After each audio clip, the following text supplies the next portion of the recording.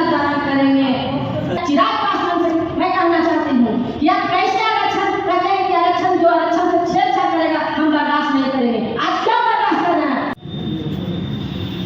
जितने भी पार्टी हैं बाबा साहब को देखिए कि बाहर में तो गाली देते ही हैं, लेकिन पार्लियामेंट में भी उन्होंने मजाक उड़ाने का काम किया। जिन्होंने पूरे विश्व में संविधान बनाया और उसी के तरह हमारे गार्जियन भी आप लोग के बीच में बता रहे थे, अगर बाबा साहब नहीं रहते तो पूरे देश में जितने भी MP और विधायक जो चुन के जा रहे हैं पंचायत में आरक्षण, बिना आरक्षण के कोई आज तक या तो शिक्षा के क्षेत्र में या तो कर्मचारी कोई नहीं जा पाएंगे और उनकी मजाक उड़ाने का काम किए हैं। तो हम लोग घोर निंदा करते हैं कि ऐसे गृह मंत्री जो देश के इस तरह के बयानबाजी करें और पार्लियामेंट में आवाज उठाते हैं, सभी लोग बैठ करके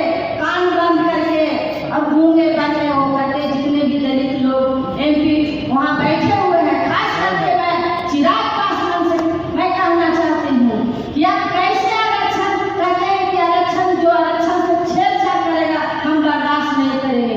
आज क्या बर्दाश्त कर रहे हैं आप लोग? क्या नहीं कुछ बोले कि इस तरह के नहीं बात बोलना चाहिए सदन में, और सब कान बहरे करके सुनते हैं। तो हम लोग सड़क से सदन तक विरोध करेंगे और गृह मंत्री अमित शाह को पुतला दान करेंगे।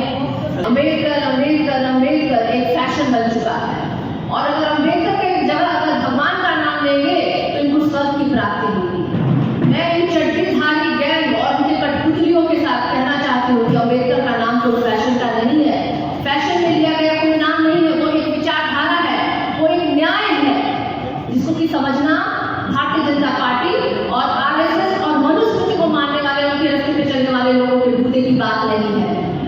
अमित शाह अगर तड़पार हुए तो उसी संविधान की देन है, क्योंकि संविधान जो है ना धर्म ग्रंथों के आधार पे ही लिखा गया है। बाबा साहेब भीमराव अम्बेडकर ने समानता के लिए लिखा संविधान, ताकि देश में हर एक व्यक्ति के साथ न्याय हो सके, उसे बराबरी का अधिकार मिले, चाहे वो महिला हो, चाहे वो पुरुष हो, चाहे वो किसी भी धर्म और किसी भी जाति से आता